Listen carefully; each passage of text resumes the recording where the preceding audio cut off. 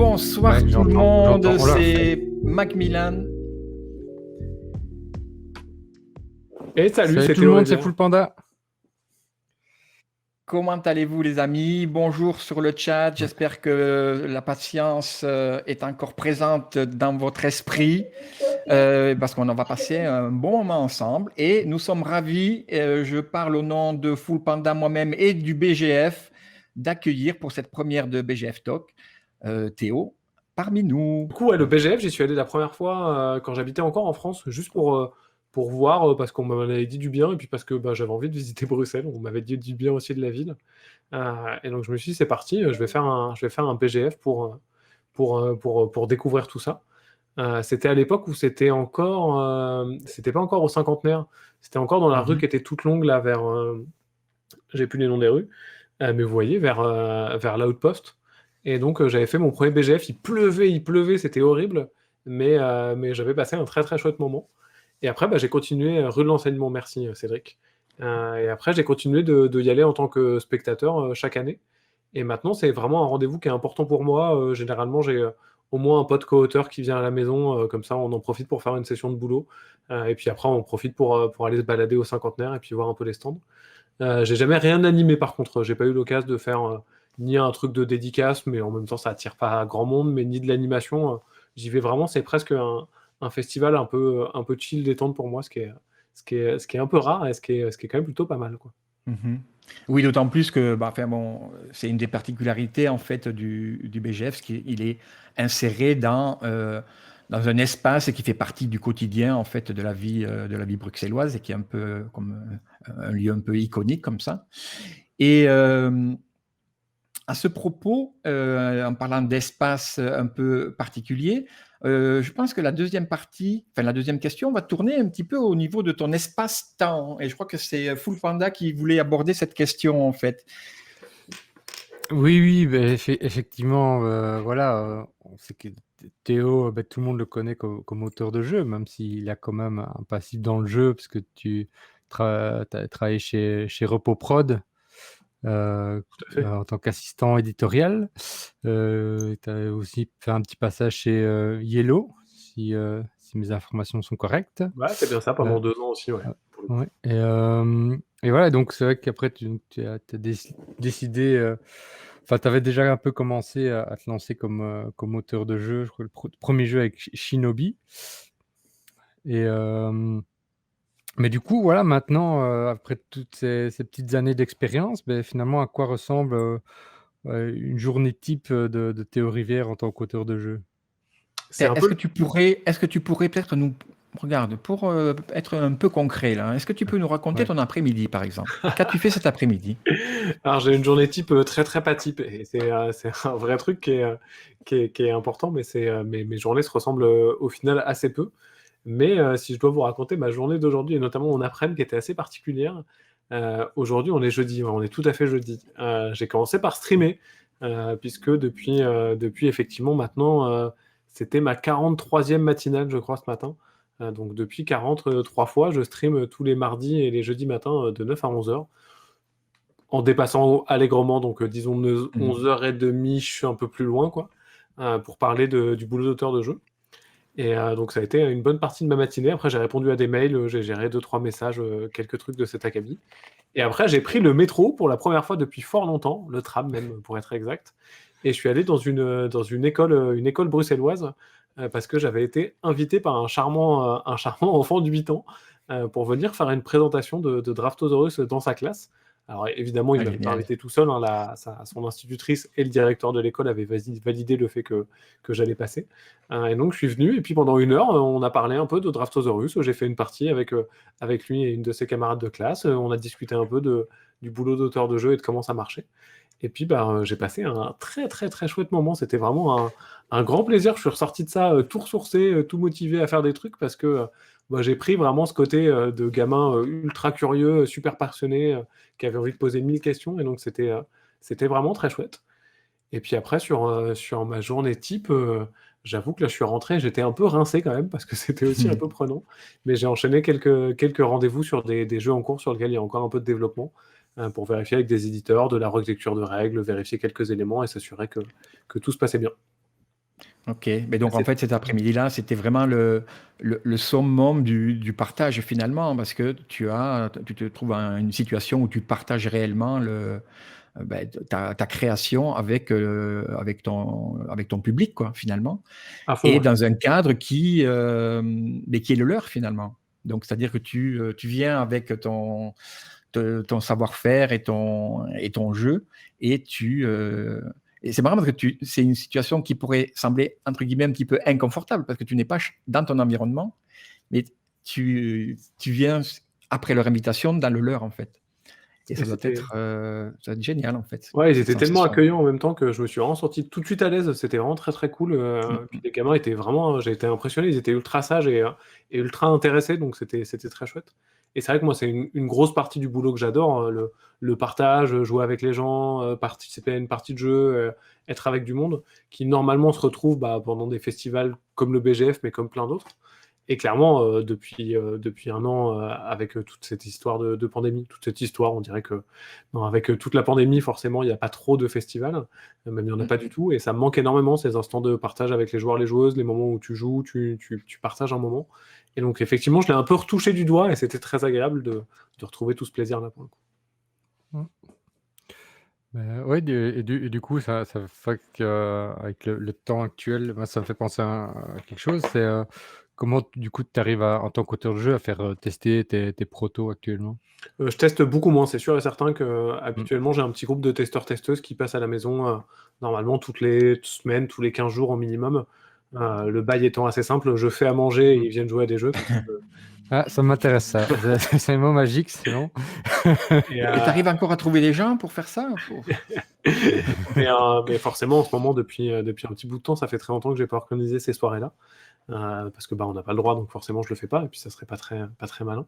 Mm. Donc j'ai de la chance Elodie, ma conjointe, est très très joueuse, donc je teste énormément avec elle.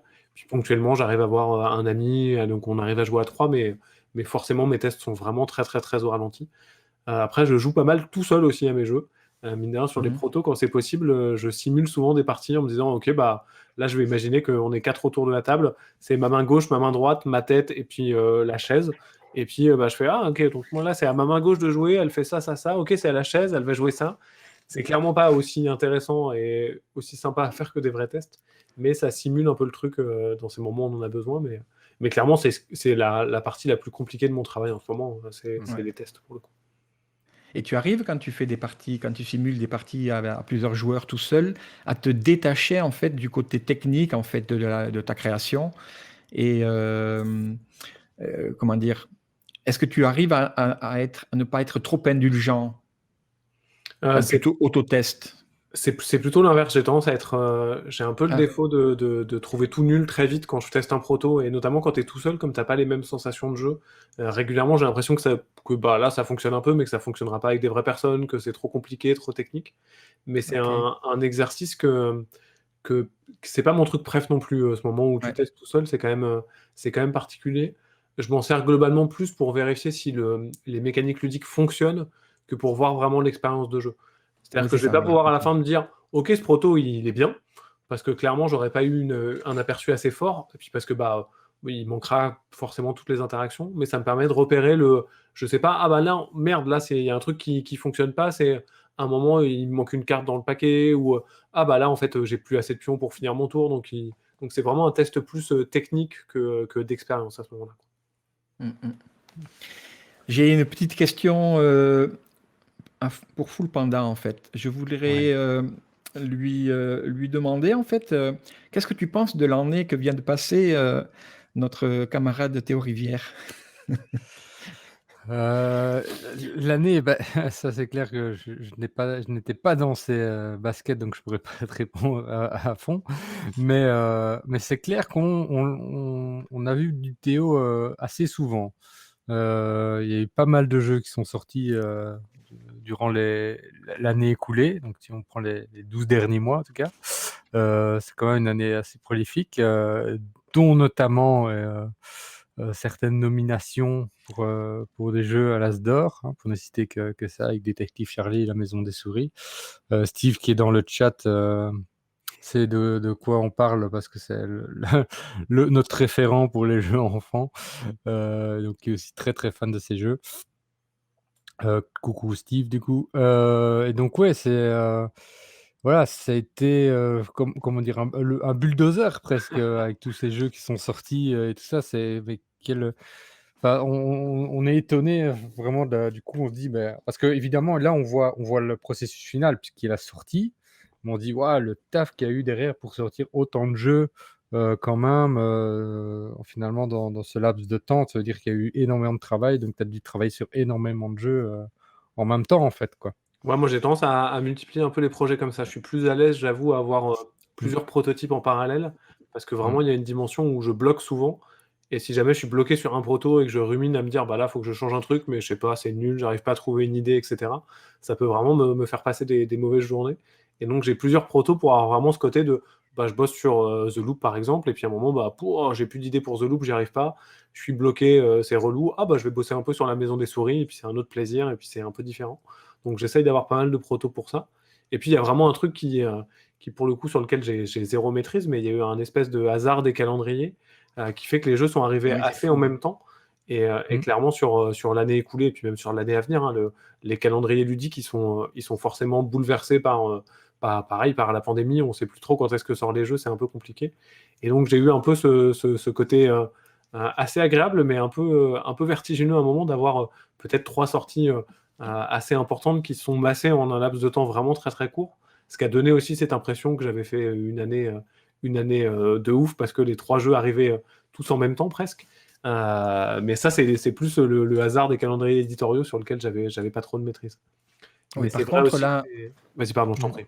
non, non, mais c'était pour rebondir, tu n'avais pas trop de maîtrise, mais en même temps, il faut la maîtrise extraordinaire pour. C'est pas tout de sortir des jeux, ça a été 3 jeux qui ont eu un succès incroyable, quoi. C'est vrai qu'ils ont. Alors, c'est encore un tout petit peu tôt pour bien le juger parce que c'est. Malgré le fait que ça commence à Mm. faire 7 mois, là, pour le coup, les sorties de ces. Je pense parce que quelqu'un, il n'y a pas longtemps, a dit ah, je prends un vieux jeu pour mes vacances, j'ai pris The Loop. Et on s'est un peu dit un vieux jeu, Oui. ça va, quoi. Et donc, j'ai calculé, j'ai fait les maths il n'y a pas longtemps. Et donc, The Loop est sorti il y a 7 mois maintenant. Et c'est encore un tout petit peu tôt pour juger de est-ce que c'est un vrai Mm. succès ou est-ce que c'est un bon démarrage. Mais les trois ont Mm. fait des très très bons démarrages. Pour le coup, Mm. on a dû retirer les jeux, on a dû faire des nouveaux tirages, ce qui est toujours très très Bah, encourageant. ouais, après 7 mois, avoue quand même que c'est quand même, en tout cas, au moins un bon démarrage, quoi. Oui, pour le coup, Et ouais, sur les trois, ouais. j'avoue on est satisfait. En tout cas, ça démarre bien, quoi, pour le coup. Sans compter, bon, 2 nominations pour le jeu enfant. Je ne sais pas si dans l'histoire de l'As d'Or c'est déjà arrivé, mais Je crois que c'est c'était la deuxième fois, c'est c'était arrivé l'an dernier avec Laurent Escoffier, qui lui était reparti avec le trophée. Moi, j'ai raté ce moment-là, ouais. mais avec Attrape-Rêve, et il avait également Yum Yum Island qui était sélectionné. Mais c'est Mm. vrai que c'est assez peu souvent pour le coup. Donc voilà, ouais. Et ceci dit, tu t'es retrouvé dans cette situation qui il y a un petit côté exceptionnel, mais face aux 2 monstres francophones de la création de jeux, quoi. Quelque part, c'était un peu euh, un casting de rêve finalement, quoi. C'est-à-dire l'auteur qui, exception, envoie 2 jeux dans les nominés, plus 2 auteurs, c'est le casting parfait, quoi. Ouais, j'avoue que pour moi, c'était super émouvant parce qu'il y avait un truc de bah, Antoine, Bruno, Catalabosa, c'est 2 auteurs que je connais vraiment bien. On bosse régulièrement ensemble. C'est des gens que j'apprécie, c'est des bons amis. Donc il y avait ce côté de. C'est Antoine qui le disait, Bruno aussi d'ailleurs, mais c'est Antoine qui le disait très gentiment. Mais cette sélection enfant, on était presque en famille dedans. En fait, il y avait vraiment un truc de on se Oui, connaissait c'est tous, ça. ce qui était très chouette. Mm. Et puis pour moi, il y avait un truc très émouvant de. Bah, je pense que si aujourd'hui je fais des jeux, c'est en partie parce que Antoine et Bruno m'ont inspiré vachement.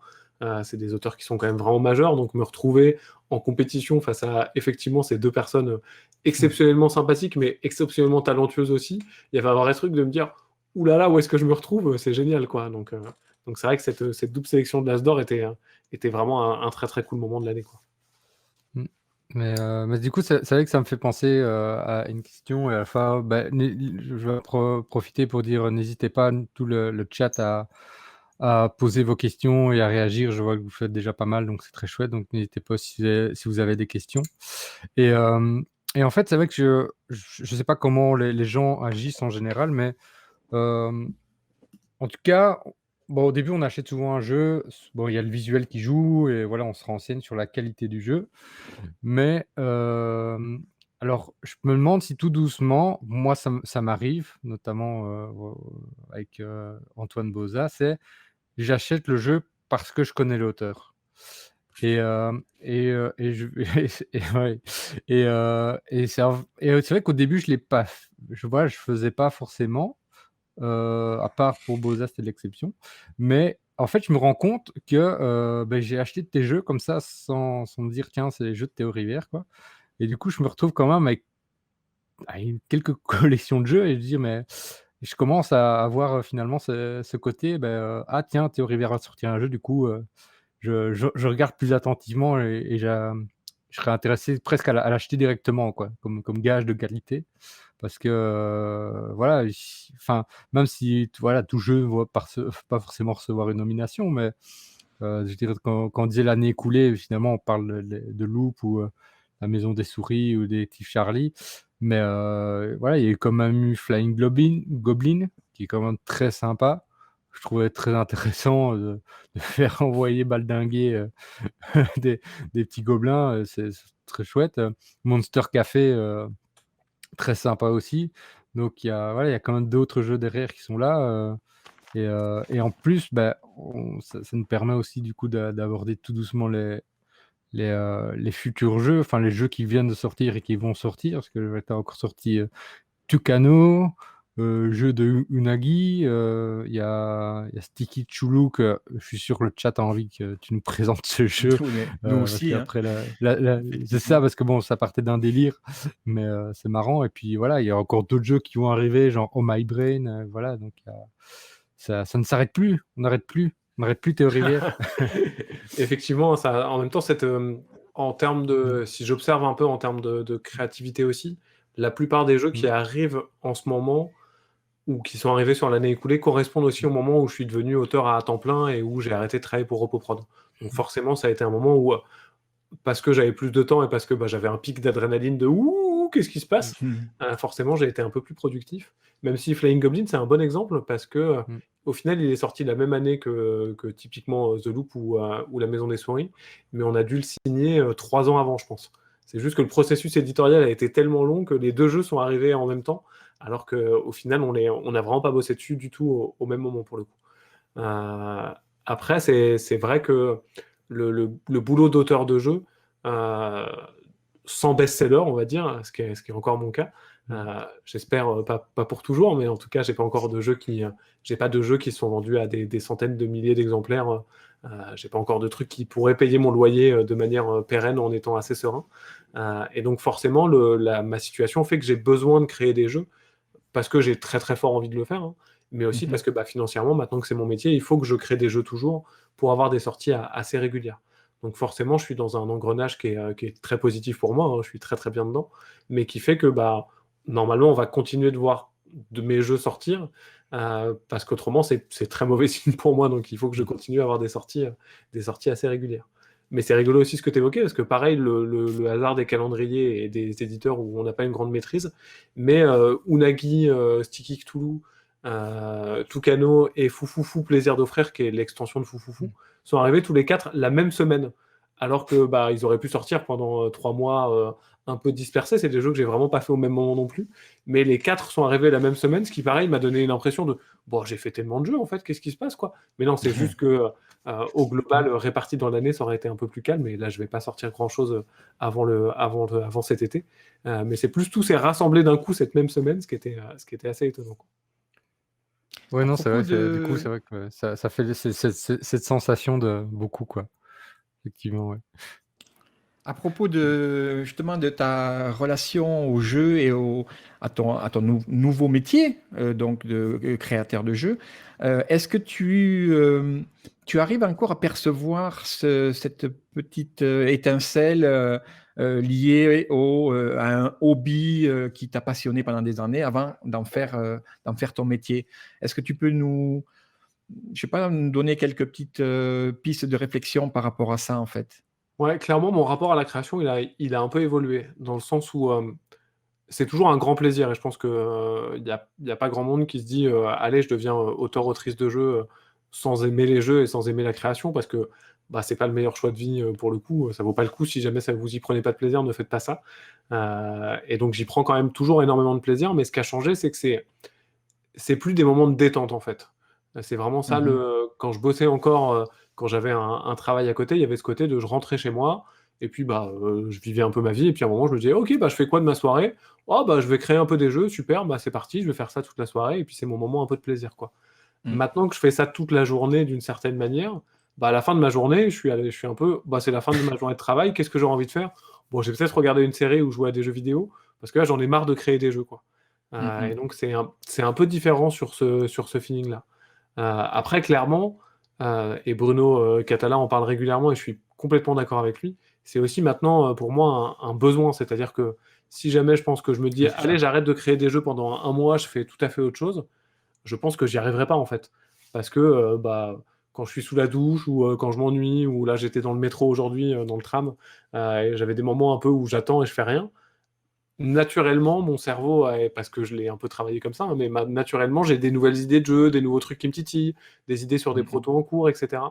Et donc aujourd'hui, c'est une obligation, c'est un grand mot, mais c'est vraiment un besoin profond en moi où il faut que je fasse ça, autrement je serais pas heureux, je pense. Mais c'est ça. c'est moins le petit plaisir du soir après la tisane que ça l'était avant. Mhm. Ok, bon après tu Mhm. transposes dans ta journée ce moment-là, c'est-à-dire au lieu de le faire Oui, le soir, bon, mais tu le fais euh, pendant la journée finalement, quoi. et j'ai En toujours autant de termes, plaisir à le faire pour le coup. Vraiment, c'est ça ça. c'est important. Et On a deux questions dans le chat. ah oui, Peut-être vite fait. Alors, il y a une question donc de Mandalorian. Donc, qu'est-ce qui est le plus dur dans le métier, selon toi, d'auteur de jeu? Ah. Je crois que c'est attendre. Mine de rien, c'est un boulot où on attend beaucoup. Quand on crée un jeu, ça va pas tout le temps vite, mais des fois c'est assez rapide. Des fois ça se goupille bien, tu fais des tests, ça te plaît un peu. Et puis bah, c'est un moment d'excitation, c'est un peu cool. Et puis là, il y a le Mhm. moment de démarchage avec les éditeurs. Et le moment de démarchage avec les éditeurs, c'est pas le moment où je suis le plus à l'aise, c'est pas ce que je préfère. Parce que souvent, bah, en fait, tu envoies ton proto, tu le présentes, puis les éditeurs, ils ont un peu envie de le voir, donc ils veulent jouer, donc tu leur envoies un prototype. Puis bah là, il faut que tu attendes qu'ils jouent en fait. Et cette eh attente, oui. des fois, elle dure une semaine et c'est génial. Des fois, elle dure 3 mois et c'est un peu long, quoi. Et puis derrière, bah, super, ça se passe bien. L'éditeur qui a testé ton jeu en une semaine, il a envie de l'éditer, donc tu signes un contrat, c'est génial, le jeu va exister, c'est trop cool. Puis bah, après, il faut de nouveau attendre, parce que l'éditeur, il va pas le faire tout de suite. Il a sûrement des jeux en cours, il a sûrement un planning à respecter, un calendrier un peu réfléchi. Ce qui fait que régulièrement, je travaille sur un jeu, et puis le moment où il arrive dans les boutiques, le moment où vous pouvez l'acheter, y jouer et l'avoir entre les mains, c'est souvent entre 18 et 24 mois après que moi j'ai eu ce moment de signature. Et Oui, comme c'est le ça. travail de création, parfois il a pris allez, un jeu qui va très très vite, parfois ça peut prendre 2 mois si jamais tout se goupille bien et que c'est un jeu pas très compliqué, mais parfois ça peut prendre 6, 7 mois avant qu'on le présente à un éditeur. Donc des fois, Mhm. entre l'étincelle d'idée et le moment où le jeu arrive dans une boutique, et encore ça c'est un schéma pas trop aventureux, hein, des fois c'est beaucoup plus long que ça, il peut se passer facilement 2, 3 ans, et cette attente des fois elle est un peu genre, cool, je suis dedans, je suis à fond, j'ai hâte que ça arrive, ok bah il faut que j'attende, et c'est des fois un peu dur, c'est vraiment pas ce que je préfère, quoi. Et juste une petite question là pour rebondir sur ce que tu viens de dire. En fait, c'est plus une curiosité, parce que j'imagine que c'est différent pour chaque auteur. Euh, à quel point la thématique que tu avais imaginée lorsque tu as envoyé ton proto, parce qu'il y a une thématique, j'imagine, Ouais. il est thématisé. euh, Est-ce que les thématiques sont conservées dans la plupart des cas, dans ton cas? Ouais. Ou ouais, d'accord. Ouais, pour moi, aussi parce que j'ai vraiment une réflexion en termes de game design où j'essaye de lier le plus possible les mécaniques à la thématique. Ce qui fait que bah, Ok. c'est difficile d'enlever la plupart du temps la méca sans changer le thème. Après, il y a des petits ajustements qui arrivent. L'exemple que je prends souvent, c'est Sea of Clouds. Mon deuxième jeu était un jeu de pirate quand je l'ai présenté à Yellow. Ils ont décidé d'en faire un jeu de pirate dans les airs. Donc on a des bateaux volants plutôt que d'avoir des bateaux sous la mer. Mais à la fin, c'est globalement le même thème. Il y a un tout petit changement Oui, sur l'histoire. oui, c'est ça. Après, j'ai quand même une malédiction des jeux pour enfants avec un thème de sorcière, parce que la maison des souris s'appelait la cabane des sorcières, et c'était un thème sorcière qui est devenu un thème avec des souris, et Détective Mhm. Charlie s'appelait Sherlock Witch, et c'était un jeu avec une petite sorcière qui a aussi évolué. Après, moi, Ok. j'ai vraiment je suis fermé, c'est pas le bon mot, mais j'ai vraiment j'aime bien quand les éditeurs gardent ma thématique, elle est souvent importante pour moi. Après, régulièrement, si l'éditeur arrive avec une bonne idée, bon, je vais pas me fermer, et clairement, ça a été le cas pour ces 2 exemples-là. Et donc, quand l'éditeur Mm. m'a dit: «Hey, on va faire ça», j'ai fait: «Bah ouais, grave, c'est trop bien, ça déchire. OK, bah c'est parti, on change le thème, ça me dérange pas, quoi». Et en fait, là, dans ces deux exemples, en fait, quoi, la sorcière, c'était pas suffisamment doux à leur goût C'est une bonne ou- question. Je crois que sur Charlie, un des grands trucs, c'est on a très vite décidé de vouloir créer ce petit village avec beaucoup plus de personnages, un truc un peu plus animé que Ah ce oui, qui c'est était ça. dans le D'accord. prototype. Et donc, c'était plus facile de partir sur une thématique animalière. Oui. Sur la Maison des Souris, à un moment, c'est Delphine, je crois, et Benoît qui ont été chefs de projet sur le jeu, qui sont arrivés avec cette idée de légère mise en abîme de on est nous-mêmes des enfants qui regardons dans une maison de souris. Et autrement, je pense qu'on serait resté sur la sorcière, mais cette idée était tellement brillante, tellement bonne, Mhm. que eux, ils se sont dit, bah, Tout en à fait, il fait. faut qu'on leur propose ça, et qu'avec Elodie, ma co-autrice dessus, on s'est dit, bah, oui, évidemment, hein, cette idée, elle est vraiment trop bien, il faut que ça soit ça, quoi. Je vais un peu, du coup, rebondir par rapport aux questions qui sont dans le chat, parce qu'il y a pas mal de questions. Donc il y en a deux qui sont assez presque complémentaires. Donc il y a Steve qui nous demande voilà, tu avais plus ou moins répondu, mais si tu es auteur du coup à temps plein. Tout à fait, ouais. Et alors, j'embraye, bon, il y a encore d'autres questions, hein, mais Miroslav Dragan, alias Michel Dufresne, à qui on fait un coucou, qui pose la question, voilà, que quand finalement ce loisir, plaisir se transforme en métier, bah, du coup, il y a aussi une petite montée d'angoisse. Et du coup, quels sont un peu les trucs que tu as mis en place pour un peu rester zen, voilà, pour pas montrer, voilà, finalement, passer de ce côté, finalement, comment dire, de gestion à temps plein et plus que hobby, ben, comment tu arrives finalement à rester zen, quoi? Ou c'est Clairement, je pense que ta philosophie de vie? un des trucs qui marche bien, c'est que je pense pas trop à l'avenir sur du long terme, Mmh. parce que c'est compliqué à percevoir, et parce que bah, j'ai clairement une situation. Bah, mon travail, il est un peu instable, c'est-à-dire que si demain j'avais plus d'idées de jeu, bah, j'en sortirais plus et ça serait compliqué. Ou si mes jeux fonctionnent plus, à un moment, ça va être un peu complexe, et il faudrait que j'envisage ça. Donc clairement, je me projette plutôt sur du moyen terme, et ça me va très bien, hein, pour le coup, je suis assez heureux comme ça. Mais c'est difficile de se projeter vraiment sur quelque chose lointain quand on fait des jeux. Et après, je vois que Steve le met dans le Mmh. chat, et il a tout à fait raison. Moi, un truc que j'ai commencé quand j'ai commencé à bosser tout seul chez moi, c'est effectivement la méditation de pleine conscience, qui a l'air un Mhm. peu flippante comme ça a l'air d'être un truc un peu ésotérique, mais ça l'est vraiment pas. Qui est tous les jours, je passe entre 5 si c'est vraiment une journée un peu stressante et j'ai pas le temps, et 15 minutes si c'est une journée où je suis un peu relax et je peux me poser, à être assis avec une petite musique calme, genre des bruits d'ambiance un peu relax, et à fermer les yeux et à essayer ouais, de prendre le temps un peu de poser ma respiration, de réfléchir un peu, mais de laisser vagabonder un peu mon esprit. Et vraiment, c'est un truc où j'entends hein, parfaitement qu'il y a plein de gens qui seront dubitatifs, mais que je recommande vraiment à tout le monde, et qui, moi, me fait vraiment un bien phénoménal. Mmh. C'est vraiment un truc où quand j'ai commencé à bosser tout seul, j'avais très très peur de devenir très feignant et de me lever à 15 heures tous les jours. Donc j'ai regardé pas mal de vidéos de morning routine, des trucs qu'il faut faire pour être productif et être Mhm. quelqu'un de génial. Et la méditation est revenue vraiment régulièrement. Et alors je me suis dit, ouais, j'ai plein d'a priori, ça me tente pas du tout, mais je vais essayer pour voir. Et vraiment, moi, d'un point de vue créatif et d'un point de vue détente, c'est vraiment quelque chose que je recommande très très fort. J'ai plein d'idées pendant que je médite, et ça me permet régulièrement de passer des meilleures journées, je pense. Mmh. Mais c'est souvent pratiqué dans les milieux artistiques. Euh, ben, mécaniquement, parce que en fait, quand on crée d'une façon absolue, ben, on a le cerveau qui fonctionne un petit peu 24/24, et ben, c'est pas tenable en fait. Physiologiquement, c'est pas possible. Et justement, ces moments-là permettent justement de pouvoir un petit peu faire baisser la tension, mais la tension intellectuelle, hein, la tension à un seul mot, hein. Et c'est comme une nuit de repos pour relaxer le corps, en fait. Et effectivement, oui, oui, une quinzaine de minutes, c'est déjà bien, une quinzaine de minutes par jour, c'est vraiment une très bonne chose, quoi. Ouais, vraiment, moi, c'est un des trucs qui m'aide à avoir ouais, à garder la pêche et puis avoir des idées. J'ai l'impression, tu le dis, hein, mais le repos, c'est une bonne analogie. Je pense qu'il y a un côté un peu de reset du cerveau, quoi. Oui, c'est ça. Je prends ce moment et puis hop, je reviens dans la réalité. Je pars pas ailleurs, hein, mais Mhm. je reviens dans mon bureau ou dans mon salon et puis hop, je suis prêt à refaire des trucs parce que d'un coup, je suis de nouveau un peu en forme. Donc, vraiment, je vous le recommande.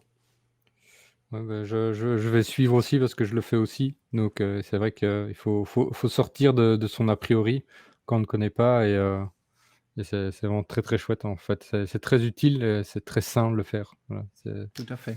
c'est bonne méthode naturelle.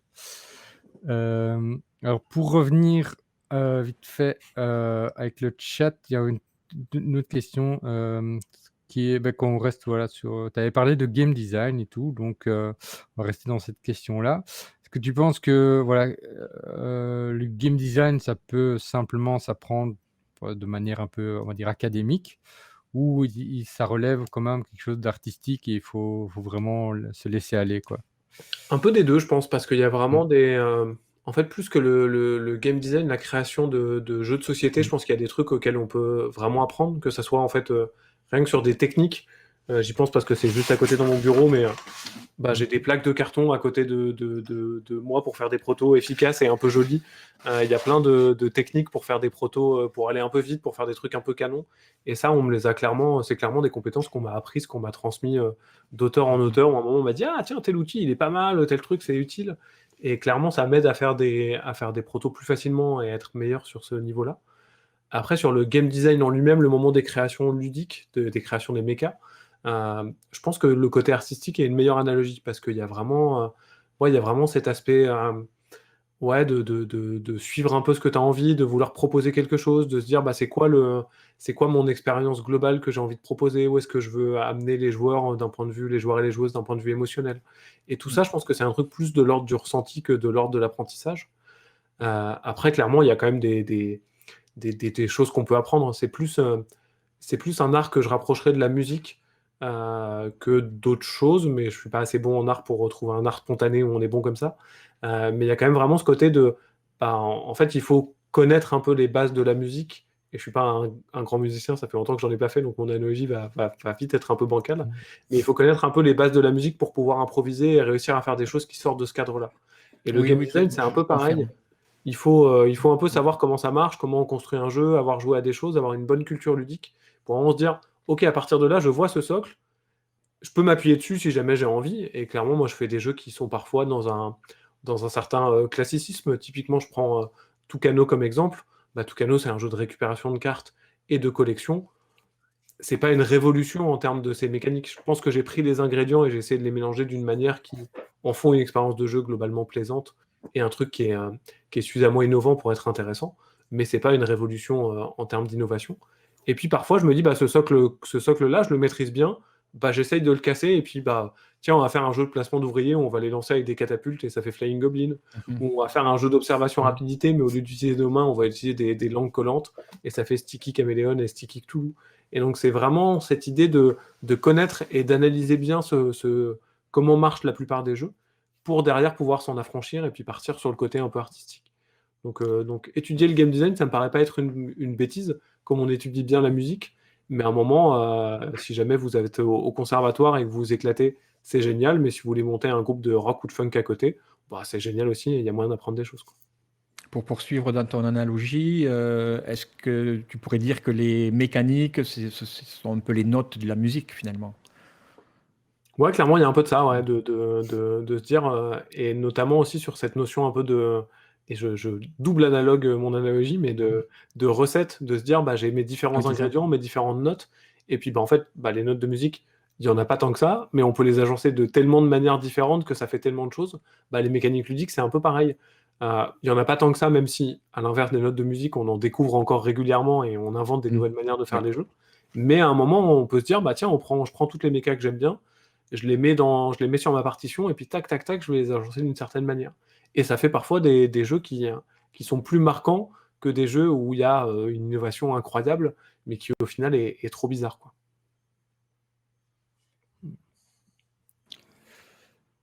Alors, il y a une toute dernière question, mais tu as déjà presque répondu, donc on va vraiment la passer vite. C'est Cédric qui posait la question de savoir, bah, justement, avec ce délai de 2 ans, le fait de se projeter, dans l'avenir, finalement, comment tu gères ça, en fait, ce côté où, voilà, il faut se projeter, mais pas trop, quoi, presque? Clairement, c'est clairement un truc vraiment nul, ça, parce que Mmh. le délai de 2 ans, en plus, il est très très aléatoire. Mmh. Moi, en termes de. Je pense que mon jeu qui est sorti le plus rapidement, ça doit être chez Ozu, mon premier jeu de Papa Fourmi, où Mmh. je l'ai dû le signer en juin, juillet, août, septembre, octobre, novembre, décembre, janvier. Il a dû sortir en janvier de l'année d'après, donc 8 mois de délai entre la signature et l'édition. J'ai rarement le temps de création dans ma tête, donc ça va être compliqué. Et le plus long, ça a dû être Flying Goblin, pour le coup, qu'on a dû signer en 2015 et qui a dû sortir en 2020, pour le coup. Donc 5 ans plus loin. Et donc ça, forcément, je peux pas me dire mes jeux, ils vont toujours sortir dans un laps de temps où je vais pouvoir me pencher dessus. Ce qui est clair, c'est moi la manière dont je gère ça, c'est j'ai un petit. Alors j'adore les statistiques, donc j'ai forcément un petit tableau récapitulatif de mes jeux, quand est-ce qu'ils sont sortis, chez qui, combien on a vendu d'exemplaires, etc. Ça me passionne vraiment très fort. Et puis bah, de temps en temps, quand je suis un peu inquiet, justement, c'est presque un autre truc pour Michel, mais de temps en temps, je vais voir un peu mon tableau et je me dis, ah ok, alors j'ai quoi qui sort en 2021 encore? Ah, j'ai ça, ça, ça, ok, c'est cool. Est-ce que j'ai des jeux pour 2022? Ouais, ça va. Mais je peux me taper des coups de stress ponctuellement en me disant, oh, j'ai rien qui sort en 2023, pour l'instant, j'ai rien signé pour 2023, comment je vais faire? Il faut que je trouve des nouveaux jeux et que j'en fasse des nouveaux pour ça aussi, quoi. Donc ça a ce côté un peu, c'est dur à jauger, quoi. Donc forcément, c'est pas la partie la plus simple à ce niveau-là. OK. Donc, en tout cas, pour les questions, là, c'est tout. Moi, j'ai encore, après, moi, j'ai encore des choses à aborder. Je ne sais pas si Macmillan, toi, tu veux Mais aborder? non, justement, j'allais te tendre la perche parce que Ah, je sais, je te connais bien, que tu frétilles là, tu te trémouilles sur ta chaise, tu n'attends, en fait, bon, jusqu'à présent, tu as participé, tu trouvais ça très chouette, mais mm, tu attends d'aborder la partie Théo et ses collaborations. Je te connais par cœur, et donc, ouais. bah, écoute, vas-y, quoi. Je Ah ouais, ouais, t'adoube. moi je suis très curieux parce que voilà, j'ai pas tout suivi non plus, mais voilà, la team Kaidama, c'est quand même un projet, j'ai l'impression un peu, comment dire, on sait pas le décrire ce projet, voilà, des auteurs de jeux qui décident de se mettre ensemble et vraiment de former une team avec le premier jeu qui est sorti au nom de la team, entre guillemets, c'est Draftosaurus, bien qu'il y ait eu des collaborations avant, en fait. Ouais, tout à Mais fait. donc c'est ça. Et comment cette idée de travailler ensemble a émergé et finalement comment ça se passe avec ces autres hurluberlus du monde ludique? Au départ, ça vient de. Donc, moi, j'ai bossé pour Repoprod, c'est comme ça Mmh. que je suis arrivé à Bruxelles, pendant 2 ans. Et à un moment, j'ai voulu partir pour plein de petites raisons. Et donc, j'avais prévu de quitter la boîte. Et je ne savais pas exactement ce que j'allais faire. J'avais un peu cette volonté de devenir auteur à temps plein, mais bah, financièrement, ça allait être compliqué. Donc, je ne savais pas exactement ce que j'allais faire. Est-ce que je me lançais comme développeur indépendant pour accompagner les éditeurs, ce genre de choses. Et je suis plutôt bon ami avec du coup les trois uluberlus en question, donc Antoine Boza, Corentin Lebras et Ludo Maublanc. Et on avait une conversation Messenger sur laquelle on papotait régulièrement de notre vie, des jeux, etc. Bon, des fois on s'en servait pour se plaindre des éditeurs, mais pas que, promis. Et donc je raconte le fait que ouais, c'est assez sûr, je vais partir à tel moment, et puis il faut que je vois ce que je vais faire, quoi. Et donc j'évoque ma volonté même de se dire, bah, je vais peut-être être développeur indépendant, proposer de l'aide aux éditeurs, ça peut être une bonne idée. Et c'est Antoine qui a ouvert la perche en disant, qui a tendu la perche en se disant, bah, tiens, autrement, on n'a qu'à monter un truc tous les quatre, au lieu que tu le fasses tout seul, on pourrait peut-être monter une structure, ça pourrait être cool de monter un projet tous les quatre, on s'entend bien, ça peut être chouette, et puis on pourrait proposer ça.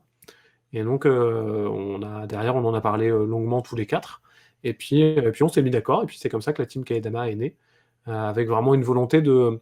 C'est assez différent de notre boulot d'auteur à tous les quatre qu'on conserve, hein. Pour le coup, on continue de faire des jeux à côté.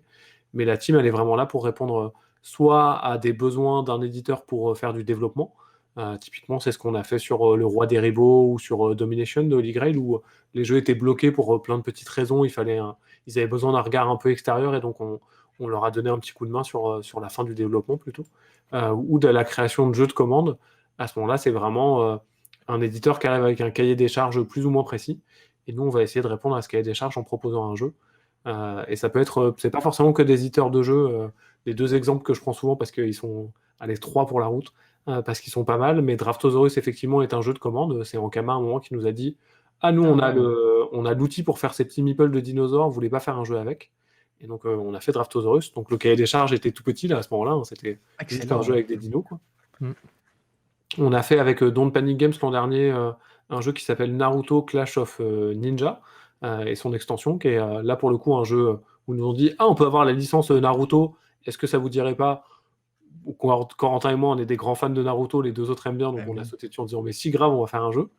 Et un autre exemple pour aller à l'autre bout de l'extrême, il y a 2 ans maintenant, 3 ans, on a fait un de nos premiers boulots, c'est on a fait un jeu de formation pour Royal Canin sur l'apport en micro et macronutriments dans l'alimentation pour les chiens et les chats, qui est un jeu qui a été produit à, je pense, 5 ou 6 exemplaires, qui est que chez Mhm. Royal Canin. Bon, je vous rassure, ne vous sentez pas trop triste de ne pas pouvoir y jouer parce que c'est quand même un jeu de formation, hein, donc il faut aimer apprendre qu'il y a des protéines dans les bananes et qu'il ne faut pas donner de vitamines, je ne sais plus quoi, à des chats. Mais qui est un jeu qu'on a fait pour eux, qu'ils utilisent maintenant en outil de formation pour avoir un truc un peu plus funky que juste un PowerPoint. Et donc, on a travaillé jusque dans ce cadre-là. Et là, forcément, on avait un cahier des charges qui était assez précis et assez scientifique parce que c'était moins facile que Naruto, vous en doutez. Et vous avez un terme de quotidien, de rythme du quotidien dans votre façon de travailler, en fait. Vous êtes super organisé ou c'est un petit peu quand vous avez du temps? Comment ça se passe? Non, on est alors c'est un peu le souvent quand je présente justement à des boîtes qui nous demandent des jeux, je reprécise régulièrement qu'on est quand même 4 auteurs et qu'on a ce côté un peu bohème. Surtout qu'Antoine et Ludo aiment bien parfois se caractériser en disant qu'ils sont des auteurs à la retraite ou à la pré-retraite. Et donc clairement, aussi parce que leur jeu actuel et leur succès leur demandent pas mal de boulot, hein. Donc pour le coup, ils sont pas toujours très actifs. Donc clairement, Corentin et moi faisons un peu plus pour Kaedama que Antoine et Ludo, qui sont souvent un peu plus occupés. Après, ça dépend vraiment des projets et des moments. On n'a pas un découpage très précis. Et en termes d'organisation, on garde ce côté un peu bohème des fois c'est un peu le bazar. Mhm. Après, normalement, moi je vais à Valence, là où on se retrouve, Valence en France, Ah oui, régulièrement d'accord. normalement pour bosser. Donc, pas Ok. depuis juin de l'année dernière, donc là ça me manque pas mal, mais normalement j'y suis au moins 3-4 jours par mois. Et on a un Discord avec un channel différent par projet, qui est le meilleur moyen pour nous de se retrouver et pour gérer un peu ça. Puis on a une certaine, sans aller jusqu'à une notion de chef de projet, parce que ça serait trop par rapport à ce qu'on fait, mais généralement un projet va être embrassé par l'un de nous quatre, et puis il va être un peu Oui, le c'est ça. référent avec l'éditeur, discuter un peu, et puis à la fin, quand on aura bossé tous les quatre dessus, il va retransmettre à l'éditeur, et puis transmettre un peu les infos de «Ah, ça a un peu changé, ah, il faut faire ça», etc., aux 3 autres qui sont pas forcément toujours au courant de tout. Mais c'est Sorte de important pour nous, porte-parole du projet, oui. les quatre, il y a pas de projet, sauf des trucs vraiment très spécifiques. Mais si c'est un projet de création où à la fin il y a nos noms sur la Mhm. boîte, dans tous les cas, les quatre, on a bossé dessus à un moment ou à un autre Ouais, c'est ça. pour que ça soit pas usurpé qu'il y ait nos noms sur la boîte. Puis parce que tous les quatre, on n'aurait pas envie d'avoir notre nom sur un jeu sur lequel on n'aurait pas travaillé, quoi. Ça nous dérangerait profondément, quoi. Oui, puis c'est dérangeant aussi pour les 3 autres, effectivement. Si, C'est ça. Donc, quoi qu'il se passe, tous les quatre, on a passé un moment. Alors, il y a des projets sur lesquels certains ont passé plus de temps que d'autres, hein, c'est logique aussi.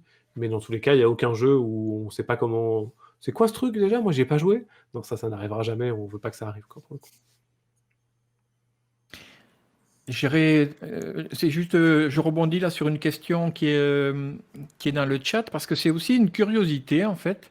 Euh, Tout à l'heure, tu parlais que donc tu signes un accord avec un éditeur et potentiellement le jeu il va sortir 2 ans après. Ok. Est-ce que donc la question, mais je te la lis parce elle est parfaite et c'est beaucoup plus simple.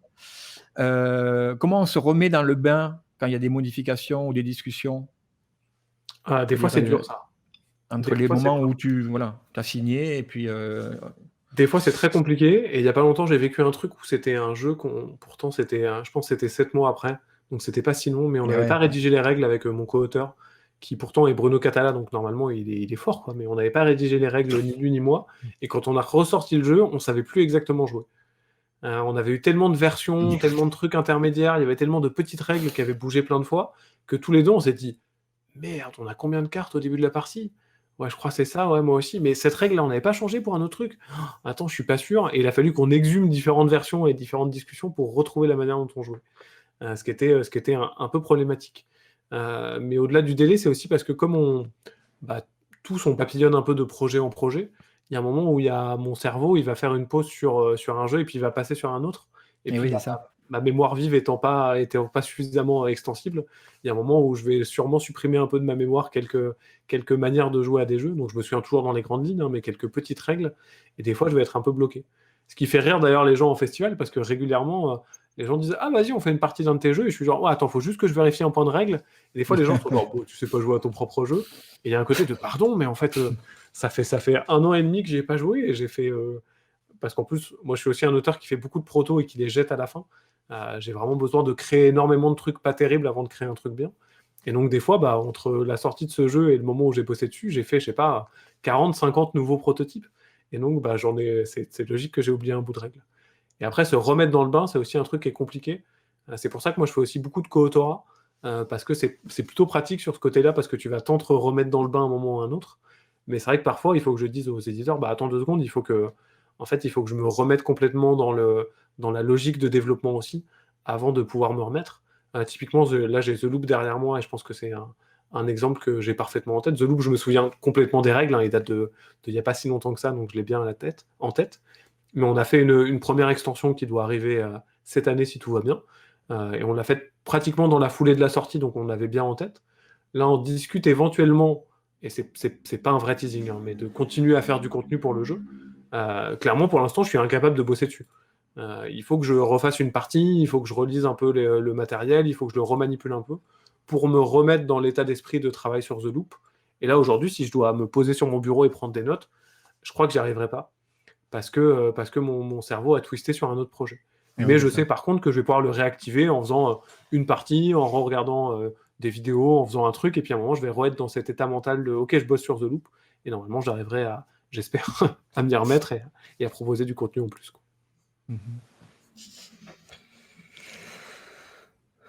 Y a-t-il Ouais. d'autres questions, Moi, tu vois alors, ça? ouais, bah, c'est vrai qu'on en a brièvement parlé, mais on va rester un peu aussi dans l'univers de Twitch, puisque voilà, tu t'es lancé, tu fais quand même maintenant jusqu'à 3 lives par semaine. Voilà, bon, moi, je t'avoue que 9h du matin, c'est un peu du mal. C'est pour me forcer à me lever aussi, hein, pour le coup. C'est pour ça. Voilà, je rejoins, il est déjà 10h. Mais voilà, donc, qu'est-ce qui t'a un peu poussé à ça? Et raconte-nous aussi un peu, parce que je connais déjà un peu la réponse, mais peut-être pour les gens qui nous regardent, par rapport aux suites en fait qui se passent grâce à tout ça, parce que tu donnes des conseils aussi pour les gens qui voudraient se lancer un peu dans la création, quoi. Ouais, tout à fait. Le point de départ, il est un peu double. Il est à la fois un aspect où les festivals me manquent énormément. Comme je le disais, vraiment ce rapport avec les joueurs, les joueuses, moi j'en souffre vraiment. C'est assez dur de ne pas avoir ce plaisir de l'échange. Et à un moment, je me suis dit, ah tiens, peut-être que Twitch serait un bon moyen de retrouver un peu ça. Et vraiment, à 100%, je le dis sans aucune démagogie, les gens sont souvent contents que je stream. Je suis très content que les gens soient là quand je stream parce qu'ils m'apportent un plaisir qui est vraiment très très important, hein. Un peu comme les gamins qu'on évoquait, mais à la fin de mes lives, généralement, je suis reboosté au moins pour la journée. Ça me remet la motive. Je peux d'un coup refaire de la compta et répondre à des mails en retard parce que ça m'a remis la motive de faire des trucs que j'aurais pas envie autrement, quoi. Donc Tu vraiment sur ça, m'étonnes. c'est très très chouette. Et la deuxième, c'est parce que je sais pas faire de vidéos YouTube. Au départ, je voulais vraiment créer une chaîne YouTube pour parler de la création ludique, qui est presque le troisième point de départ, mais j'ai vraiment plaisir à discuter de comment on crée les jeux, démystifier un peu des fois quelques poncifs qu'on peut avoir sur comment on teste, comment on construit les protos. J'ai vraiment envie de transmettre un peu ça pour que plus de gens puissent faire des jeux à la fin et que ça soit chouette. Donc j'ai eu vraiment cette volonté à un moment de me dire, bah tiens, je vais créer ça. Je vais faire une chaîne YouTube et puis je vais expliquer, hey, bienvenue dans les tutos de Théo, aujourd'hui, comment on découpe du carton. Voilà, c'est parti. Et puis j'ai essayé, et en fait, c'est vraiment très très dur. J'avais déjà beaucoup d'estime pour les gens qui font ça, mais j'en ai encore plus parce que faire le montage, faire le tournage, préparer des miniatures, j'ai fait une demi-vidéo, ça m'a pris une journée entière. Et je me suis dit, bah en fait, clairement, je peux pas me permettre de consacrer 2 jours par semaine à Mhm. faire que de la préparation de vidéos et d'en sortir une tous les mois. Je peux pas, quoi. C'est absurde par rapport à ma situation. Et à un moment est né de ça, et j'ai vu que Steve en parlait dans le chat, donc je vais en profiter pour en parler après. Mais est né de ça 2 projets. Du coup, à la fois Twitch, parce qu'en fait, Twitch, ça me demande globalement, aller parfois une petite demi-heure de préparation avant un live, mais globalement, c'est très très léger. Donc, bah, je m'installe, j'allume mon micro, j'ai une liste des sujets que je veux aborder, et puis bah, c'est parti mon kiki. J'ai rien à avoir spécialement à préparer, j'ai rien à faire après. Un petit peu de maintenance, mais bah, vous le savez, hein, c'est assez léger pour le coup. Donc ça me permet de faire du contenu sans trop me prendre la tête. Et la deuxième, c'est effectivement 6388, qui est un podcast que j'anime avec Zéphiriel, qui anime également le Défaussé, un autre podcast qui parle de jeux, qui est un podcast qui parle de la création de jeux. Où on a fait tout un Mhm. cycle d'épisodes où on parle de comment est-ce qu'on crée un jeu, comment moi je crée des jeux plutôt, et comment de ce que je sais, hein, parce que c'est souvent un peu personnel aussi. De la première idée jusqu'à la signature du contrat, c'est quoi un contrat type, comment ça se passe, etc. Pareil, dans cette dimension de faire un podcast, le montage, il est beaucoup plus facile à faire. Bon, de vous à moi, c'est Zéphiriel qui le fait, donc c'est encore plus facile à faire. Et donc, ça m'a permis de me lancer sur de la création de contenu sans me prendre la tête parce que c'était trop dur, en fait, et je savais pas faire. C'est en fait, ben oui, en fait, tu as utilisé les 2 formats qui correspondaient au partage, c'est-à-dire un sous forme de tuto vocal, certes, mais tuto, et l'autre qui pour privilégier le côté partage en fait avec l'interaction avec le chat, quoi. Et c'est vrai que donc moi je te suis avec une certaine assiduité. Sur les 40, je n'ai pas vu les 40. Hein. Je n'étais pas présent chaque fois. Mais je trouve qu'au fur et à mesure des épisodes, est-ce que tu as ressenti ça, qu'il y a une réelle conversation avec... et puis il y a des habitudes qui se créent aussi entre les personnes qui te suivent. Est-ce que tu as ressenti une sorte de familiarité qui s'est installée, en fait, familiarité dans le bon sens? À fond, ouais, ça c'est génial. Maintenant, il y a la moitié des gens, j'arrive et je me dis, ah bah tiens, alors, lui c'est Mister Quantum, mais en fait c'est Quentin, je connais son prénom. Ah, Miro c'est Michel. Ah, lui je connais son prénom, mais c'est un peu secret, donc je vais pas le dire en live. Ah, tiens, Petro Eric, c'est Petro et Eric, c'est un couple qui sont là et qui me regardent souvent le matin à 2. Et j'adore, en fait. C'est trop bien de papoter, d'avoir un peu ces private jokes, ces petits trucs, de connaître un peu les gens. Vraiment, moi, c'est un vrai plaisir. Et c'est même des fois un peu chelou, parce que je pense qu'il y a pas mal de gens, si je les croise dans la vie, j'ai l'impression de les connaître un peu, alors que pas du tout. Juste, on a passé quelques moments le matin, quoi. Et je Oui, pense tout à à fait. l'inverse aussi. J'ai eu ça avec... j'avais quelqu'un sur le live qui venait régulièrement, et c'était quelqu'un que j'aimais bien. Je sais pas, il y avait un côté de on papotait régulièrement. Il ou elle était intéressante. Il ou elle alors, c'était elle dans ma tête, parce que son pseudo avait sonné féminin dans mon esprit. Je sais pas pourquoi, je m'étais fait une image mentale. Et plusieurs fois, je m'étais dit, ah ouais, elle est vraiment sympa, c'est cool, je suis content quand elle est là. Et à un moment, elle, qui était en fait il, m'a envoyé un message sur Instagram, et c'est quelqu'un du milieu du jeu que je connais très très bien. Et donc il y avait un côté de ah, mais en fait c'est toi! Ah, mais merde, mais je me disais que t'étais sympa, mais en fait je sais que t'es sympa, on se connaît dans la vraie vie, quoi. Et donc, c'était génial d'avoir cette connexion qui s'est fait un moment de ah, mais oui, mais en fait trop bien, bah voilà, c'est parti, je comprends mieux. Mais effectivement, moi j'adore ce côté un peu des habitués, et puis on se connaît, on a un peu nos codes maintenant. C'est vraiment un des trucs que je préfère, je crois. Y compris, oui, hier, tu nous avais dit que tu allais nous parler de tel argument et tu ne l'as pas fait. Est-ce que tu peux nous en parler aujourd'hui? Ah oui, mince, c'est vrai. Les gens ont une mémoire sans faille, mais c'est génial. En plus, il y a beaucoup de... On en parlait un peu avant qu'on se lance sur ce live-là, mais les gens sont vraiment très très sympas. Vraiment, c'est très agréable de parler avec eux. Et ils ont une vraie sympathie qui est incroyable, quoi. Régulièrement, si je dis ah, je vous laisse parce que en plus j'ai plein de rendez-vous cet après-midi, donc là je suis à la bourre, il faut que je les prépare. Les gens me réécrivent le lendemain en me disant ah bah cool, ça s'est bien passé tes rendez-vous. Ah, mais c'est vrai, je vous ai dit que j'étais en stress, mais c'est génial, quoi. Il y a pas longtemps, je parlais, alors vous voyez, en plus là, j'arrête pas de me redresser, mais j'ai une chaise de bureau absolument catastrophique sur laquelle je passe beaucoup trop de temps. Ça, oui. Et elle grince pas mal, ce qui me reloute un peu. Donc j'en ai parlé en live en me disant ah, à un moment, il faut que j'achète une nouvelle chaise. Il y a plein de gens qui m'ont donné des conseils. Le lendemain, il y avait une ergothérapeute qui m'écrivait sur Instagram pour me dire oh, j'ai vu sur ton live, regarde, je t'ai repéré des modèles, etc. Ah, cool. Les gens, ils sont d'une gentillesse, et ça, c'est incroyable. Et effectivement, j'adore ce truc-là pour le coup. Excellent. Je vous écoute en répondant à la question de 6388. Je vais envoyer un lien dans le chat pour. Ouais. Oui, oui, bah, c'est vrai que il y a enfin, Miroslav Dragan qui lui est à fond. Genre c'est la première fois qu'il te rencontre alors qu'on sait bien que qu'il a déjà l'occasion de poser des questions, quoi. Mais c'est vrai que oui, en fait, tu restes vachement disponible pour aider les gens dans la création. C'est vrai que du coup, ben, est-ce que tu n'aides pas d'une certaine manière tes futurs concurrents et que tu te mets pas toi-même un peu des bâtons dans les roues en faisant ça, Non, quoi. vraiment, moi, c'est un truc qu'on m'a pas mal inculqué quand je suis arrivé dans le milieu. Et c'est un truc que j'essaye de maintenir parce que quand je suis arrivé, moi, j'ai été vachement accueilli par Ludovic Maublanc, Bruno Catala, Antoine Boza. C'est des gens qui m'ont vachement aidé et vachement tendu les bras. Et quand j'en parle avec eux, bah, typiquement, Antoine, il a vachement été accueilli par aussi Ludovic Maublanc et Bruno Catala qui sont là depuis un peu plus longtemps. Mais Bruno Catala, il était vachement accueilli par Bruno Fedouti. Et il y a vraiment un espèce de Ouais. truc où je me dis, bah, je veux continuer cette transmission et cet accueil des jeunes auteurs et autrices.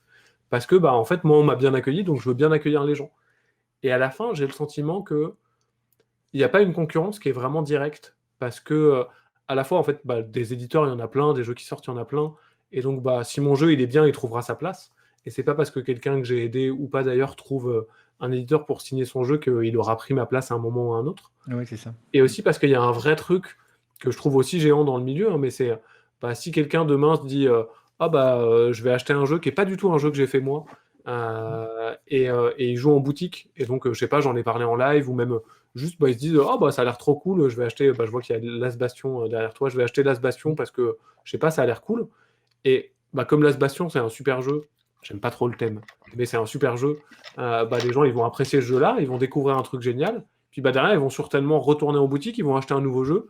Puis bah, avec un peu de chance, à un moment ou à un autre, ça tombera sur un des miens et bim, j'aurai gagné un peu, quoi. Et donc, cette espèce de viralité et de propagation des jeux fait que, en fait, j'ai aucun problème à soutenir quelqu'un ou à parler d'un jeu qui n'est pas des miens.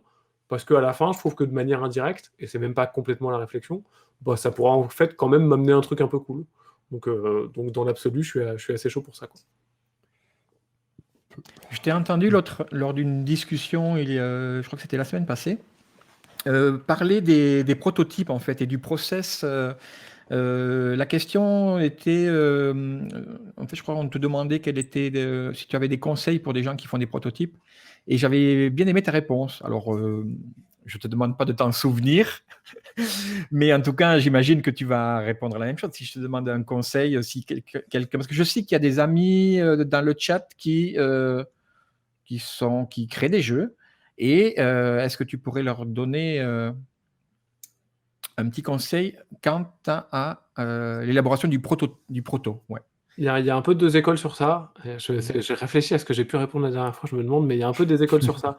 Et il y a un peu l'école Bruno Catala contre l'école Ludovic Maublanc, pour reparler encore de ces grands auteurs. Bruno Catala a tendance à vachement théoriser et vachement digérer les prototypes. Souvent, il dit qu'il fait des parties dans sa tête. Et c'est vraiment un truc qu'il fait, je pense. Ce qui fait que le moment où il va se lancer sur sa table de découpe et qu'il va faire un proto, généralement, il va essayer d'y mettre un petit peu de graphisme, à aller sur un truc un peu propre, parce que généralement, c'est bien. Moi, je suis un peu de l'autre côté dans la team Ludovic Maublanc, où généralement, je vais avoir envie de faire un prototype très très vite. Et donc, ma première étape, ça va être généralement de faire un proto vraiment moche. C'est-à-dire qu'à ce moment-là, je ne sais pas du tout si le jeu il va être bien. Et il y a de fortes chances qu'il soit vraiment nul et qu'il parte dans la pile des jeux à revoir plus tard, qui est pas très loin de la poubelle dans l'absolu, mais qui est une pile de jeux sur lequel je rebosse pas beaucoup. Et donc, bah, j'ai plein de petits matos, j'ai du papier, des pions un peu génériques. Derrière moi, j'ai ceux-là, par exemple, que j'adore, qui sont des pions dans plein de couleurs. Donc, dès que j'ai besoin de mettre des pions, avant de réfléchir à la tête qu'ils auront, bah, je mets ceux-là, comme ça va vite. Et donc, très vite, je fais un proto que j'appelle le proto moche. J'essaye de faire ça vraiment le plus rapidement possible pour pas perdre trop de temps. Parfois, je le fais quand même par ordinateur parce que c'est quand même plus pratique. Mais globalement, j'essaye de pas trop me consacrer. Et c'est un petit combat pour moi parce que j'aime beaucoup le graphisme. Et une fois que j'ai fait des tests et une fois que le proto me plaît, à ce moment-là, je pars sur la réalisation de ce que j'appelle un proto un peu beau, ou du moins sur lequel je vais soigner le graphisme, je vais essayer de réfléchir à faire une couverture. Des fois, je m'embête à faire un logo parce que ça me fait plaisir, tout ça. Et à ce moment-là, je vais y consacrer un peu plus de temps. À savoir en plus que quand j'y consacre du temps, et ça, c'est un truc sur lequel parfois les jeunes auteurs-autrices se méprennent un peu, bah, quand je fais un proto, c'est pour mon usage personnel, même si je vais le montrer à des éditeurs à la fin.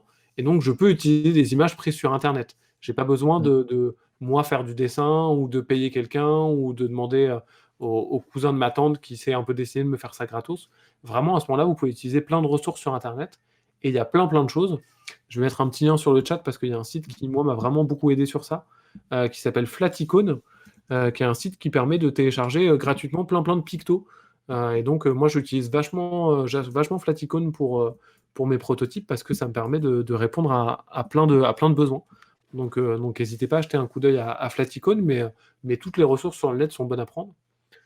Et après, au niveau matos, moi, je suis très papier autocollant et carton, qui est sûrement les éléments que j'utilise le plus quand je fais des protos, ou protège-carte avec une carte magique pas terrible dedans et un petit bout de papier pour avoir un truc un peu rigide.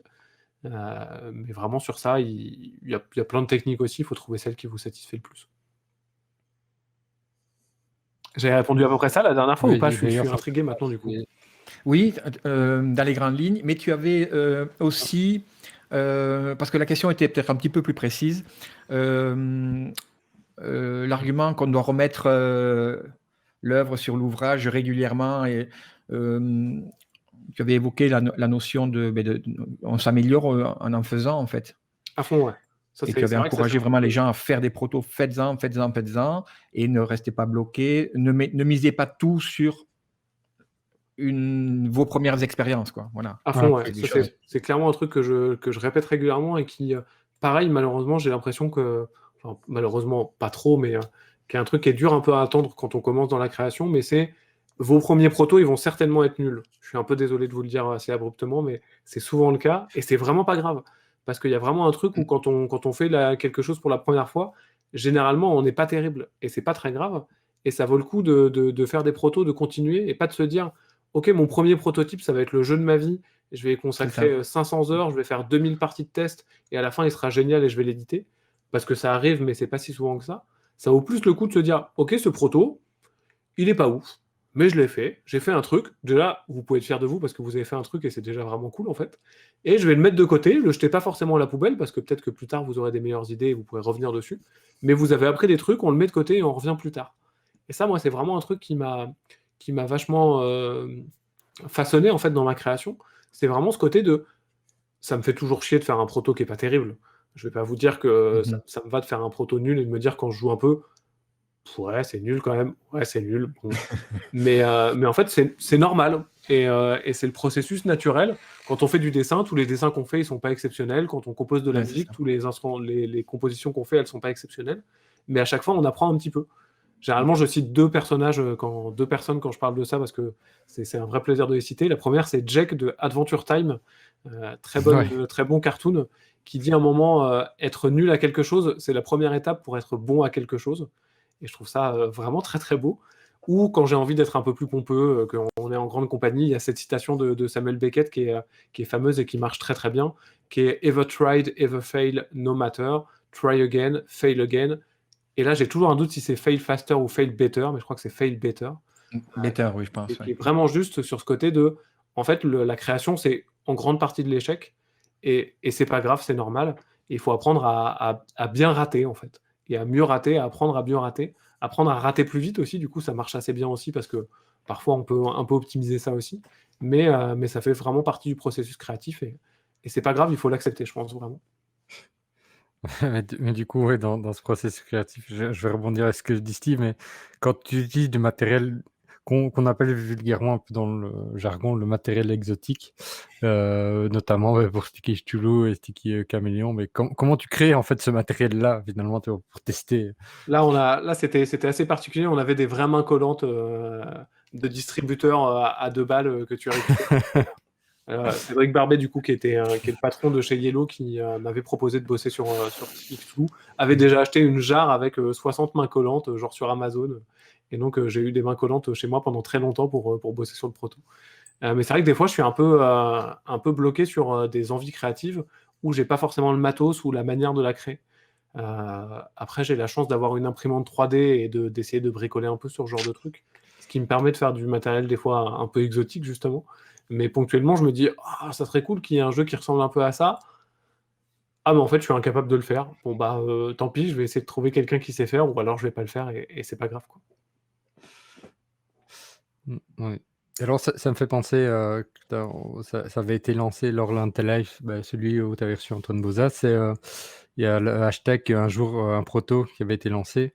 Et c'est vrai que pour les gens qui se lancent dans la création ou qui sont intéressés par la création, c'est un chouette hashtag à suivre parce que du coup, il y a plein d'auteurs de jeux et qui ont montré des photos des jeux connus à l'état de proto, mais aussi de jeux qui n'ont pas été édités du tout, mais voilà, ils ont au moins fait un proto. Et donc, ça permet de donner déjà pas mal d'idées, de voir un peu cette étape du processus de création. Et je trouvais ça très chouette. C'était un chouette partage, en fait, tout ça. Et c'est vrai que je trouvais ça cool aussi pour tout ce qui est boulot d'illustration. S'il y en a d'autres qui font ça, parce que on sait que le boulot d'illustration aussi évolue énormément. Voilà, tu fais un test d'illustration et c'est pas toujours ce qui est souhaité. Alors, en fait, il y a aussi des prototypes d'illustration, c'est ça qui est chouette aussi. Et donc, ouais, de voir ces complémentarités-là, finalement, parce qu'il y a l'idée du jeu et puis il y a l'idée de l'illustration autour du jeu, parce que on le sait maintenant, et je crois que les gens dans le chat vont être d'accord, mais c'est vrai que le visuel est hyper important. Et ça fait partie du processus de décision, en fait, quand on achète. Et donc, c'est vrai que ce serait assez intéressant, je trouve, de voir comment ces deux univers, illustration et création de jeu, finalement, collaborent pour arriver, du coup, à un résultat satisfaisant pour tout le monde, quoi. C'est vrai que moi, c'est un truc que j'adore et j'avais adoré ce hashtag aussi parce qu'il y a pas mal Mm. d'auteurs très installés, un peu anciens, qui ont joué le jeu. Notamment, je pense à Bruno Feduti qui a partagé Mm. des images de protos de Citadel ou de la Vallée des Mammouths. Et moi, c'est Ah, un truc carrément. pas qui m'obsède, mais qui à chaque fois me fait vraiment un petit truc de le jeu de société contemporain tel qu'on le pratique, nous tous et toutes. C'est quand même une discipline qui est encore assez récente.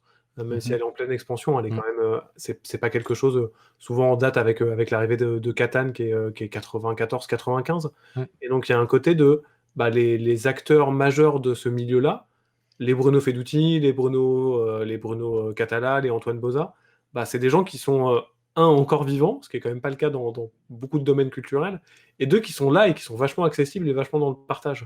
Et donc des fois, je fais un peu l'analogie de, c'est comme si moi j'étais un jeune réalisateur et que en fait, clairement, si je mettais un message sur Twitter disant «Hey, salut Stanley Kubrick, la pêche, ça te dit on papote un peu?» Ouais, c'est ça. Kubrick il dirait «Ouais, grave, vas-y, on se boit un thé à l'occasion avec grand plaisir.» Ou si Tarantino il montrait des images de ses premiers films en disant «Bon, j'ai fait ça, c'est pas top, mais regardez, j'ai envie de vous le partager.» Et moi, c'est vraiment un truc qui me touche régulièrement d'avoir accès à ces personnes-là et de voir des gens qui ont vraiment chapeauté le jeu de société contemporain et qui soient vivants et accessibles. C'est vraiment un truc qui me touche beaucoup et où je me dis génial, ils sont dans le partage, on peut échanger avec ces gens-là, c'est quand même vraiment top, quoi. Ouais, non, Pas ça, dire à Antoine Boza que j'ai dit que c'était Kubrick, hein, parce que Ouais, c'est ça. Dire, je prends la grosse tête.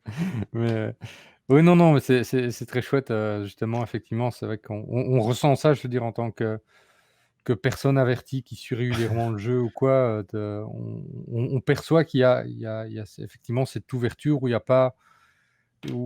a pas finalement, on va dire, d'une certaine manière, de strass et paillettes, quoi, en fait. Effectivement, on peut avoir créé 20 jeux à succès qui sont vendus à des centaines de milliers d'exemplaires. Finalement, c'est vrai qu'on a l'impression que c'est la personne qu'on peut croiser dans un bar et parler, quoi. Ouais, Et, les gens sont assez naturels, je trouve ça. ouais. Il n'y a pas encore trop de starification, de Mm, paillettes, de trucs un peu chelous. mm, J'avoue que c'est assez agréablement notable. mm, ouais. Et en tout cas, ça se ressent et c'est très chouette et on espère que ça va continuer assez longtemps. Ouais, j'y crois pour le coup. Ouais, ouais, ça aussi. J'ai une Mm, petite question technique qui a été mm, inspirée ouais. par, par Miroslav. Encore lui? Ouais, Oui, mais toujours. écoute, en On plus, l'arrête ce plus. qui est là, sur le coup, c'est une question qui est Mm, dans une thématique différente de ces autres Ah, questions. Donc, il est mm. multithématique, c'est ça qui est intéressant. quel homme incroyable. Lorsque tu fais des protos, est-ce que tu utilises des outils, entre Numérique. guillemets, modernes, tels que, par exemple, sur le Tabletop Simulator ou Pas par trop. exemple? Non. Je suis pas un grand fan en partie parce que il y a un côté où j'aime vraiment bien que les sensations de jeu de société, elles soient vraiment de société en fait. Physique, Et ouais, d'accord. dans les jeux que je crée régulièrement, il y a une composante soit matérielle, soit d'ambiance de table. Et Ouais, typiquement, Tabletop Simulator, ça marche pas bien pour un jeu de bluff, ça marche pas bien pour. On n'aurait pas pu faire Flying Goblin ou La Maison des Souris, quoi. clair.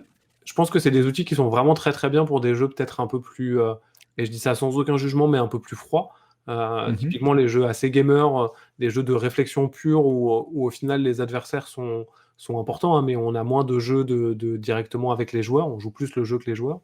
Je pense que c'est des outils qui sont formidables, mais moi je m'en sers pas trop parce que je suis pas trop dans cette tonalité de jeu, et aussi parce que je sais pas très bien faire.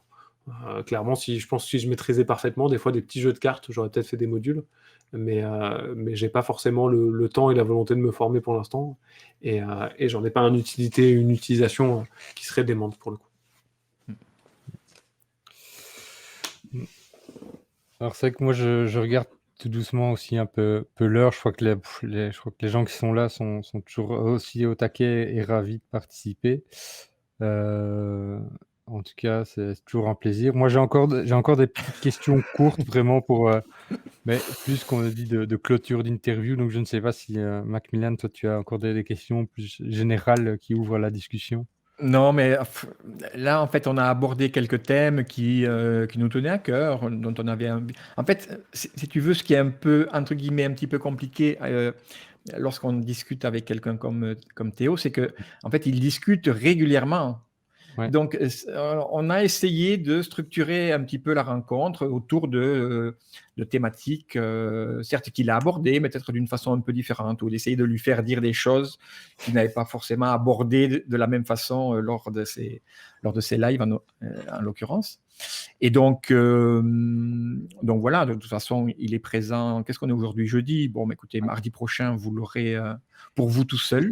Dimanche déjà. Voilà. Ah oui, Pas dimanche. ce dimanche, je suis en week-end pour la première fois depuis longtemps. Voilà.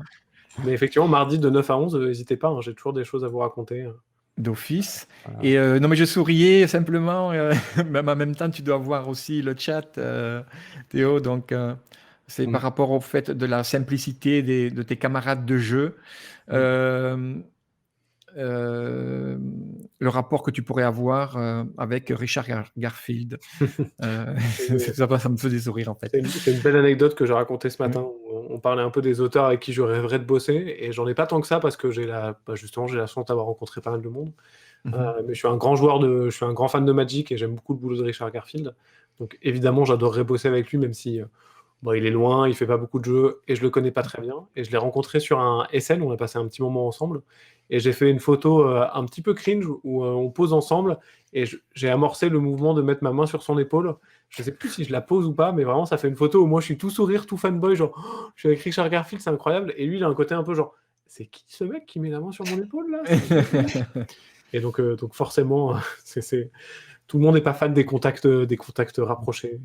Non, c'est vrai un qu'après, peu il y a un côté latin dans le touch qui échappe des fois à quelques anglo-saxons. Enfin, Mais en même temps, j'étais tellement content de voir enfin, Richard voilà. Garfield. J'avoue que c'est Parce un que des rares auteurs où ça m'a un tu peu as été arbitre de Magic. Ouais, tout à fait. Ouais, ça a été une grosse partie de ma vie pendant un petit temps. Du coup, ouais, moi j'ai encore donc Bien. des dernières questions que on pourrait appeler plutôt les questions flash là c'est pas des questions forcément très ouvertes. Donc moi je me demandais voilà parce que par exemple voilà t'aimes bien Naruto et tout, t'as pu travailler là-dessus. Est-ce qu'il y a un univers autre dans lequel tu aimerais bien créer un jeu? Ah, c'est dur. Plein, je pense. Vraiment, je suis inspiré de plein de choses. Régulièrement, quand on me pose cette question, je cite souvent La Horde du Contrevent de Alain Damasio, qui est un excellent Mhm. roman qui a été adapté en BD et qui a un espèce de côté très très fantasque où je pense qu'il y a un excellent jeu à faire. Je sais qu'il y a plusieurs prototypes qui ont tourné, notamment, je crois que Antoine Boza et Serge Lager en ont fait un il y a bien 20 ans, pour le coup. Mais je crois que si je pouvais choisir un univers, La Horde du Contrevent, ça me ferait rêver pour le coup.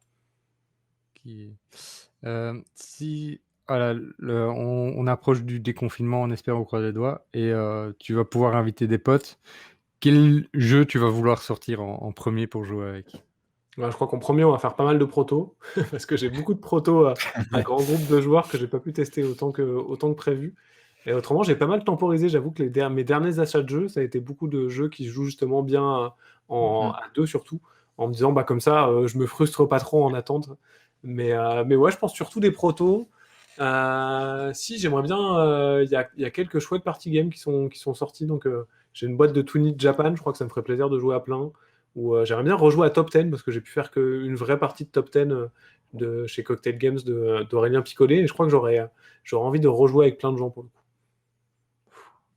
Ah ok, plutôt partie game. Bah oui, ouais, c'est vrai que effectivement.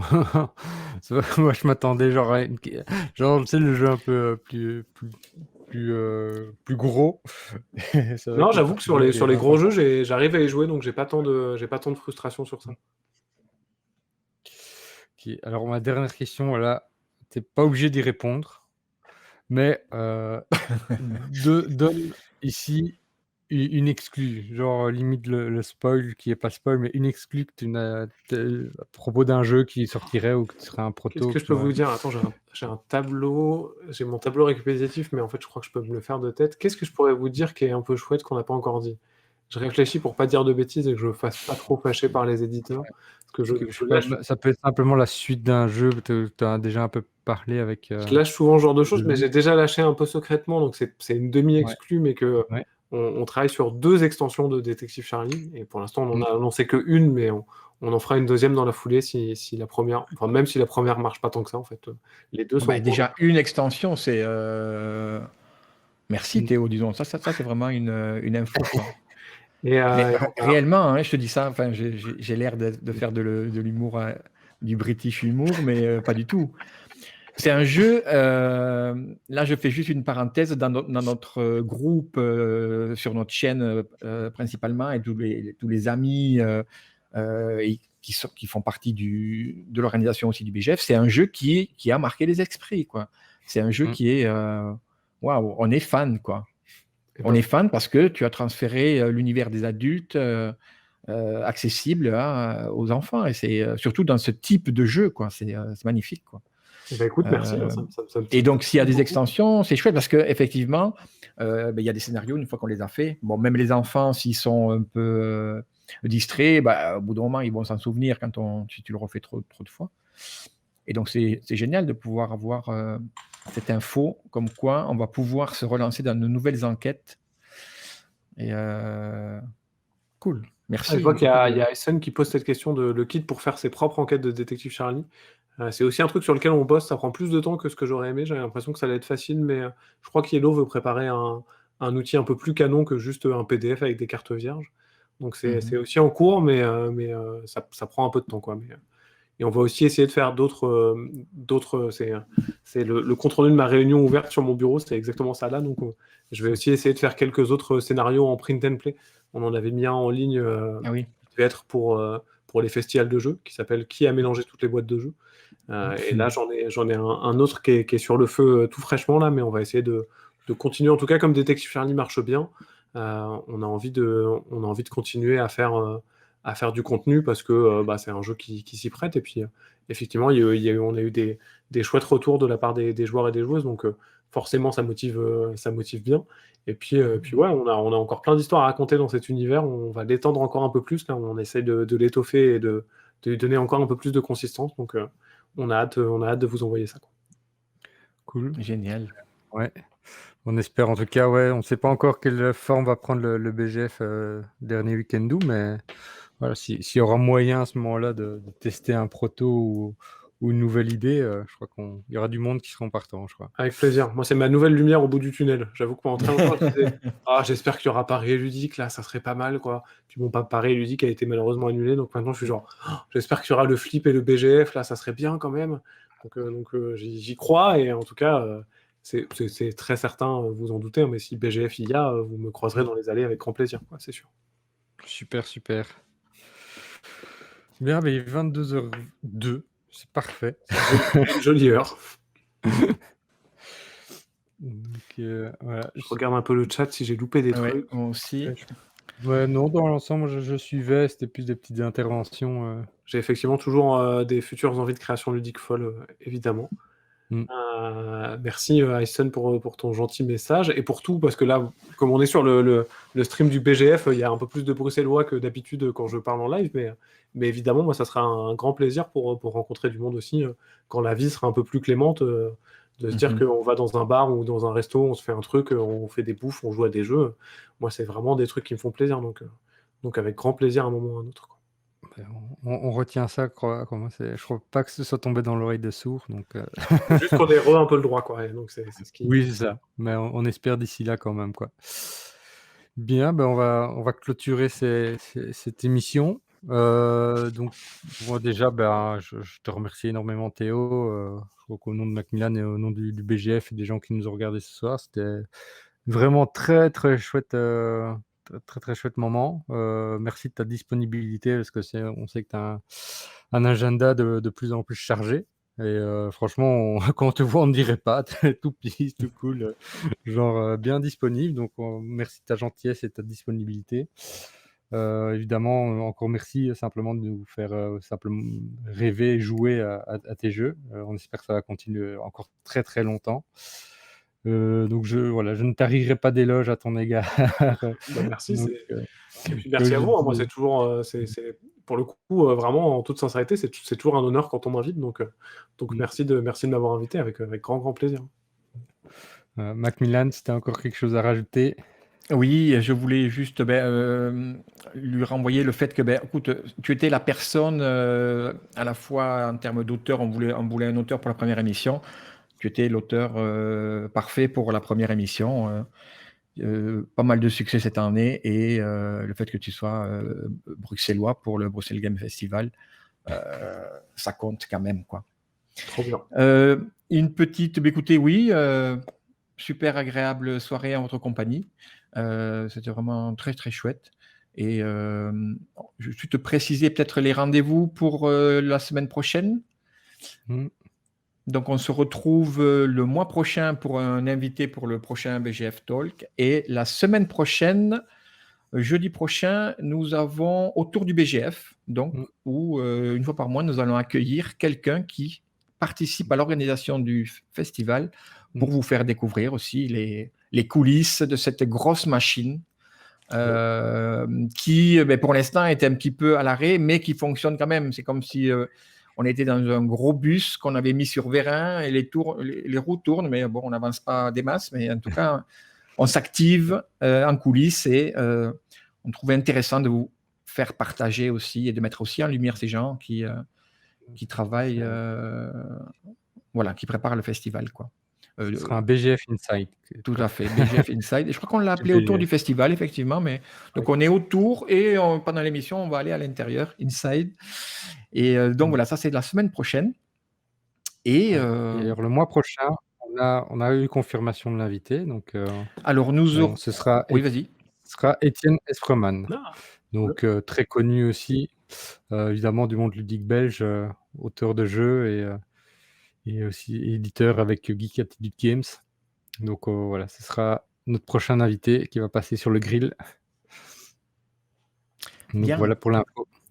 Écoutez, moi je vous salue et je vous donne rendez-vous la semaine prochaine. À bientôt. Salut. Salut Théo. Ciao, ciao, bonne soirée. Salut à tous.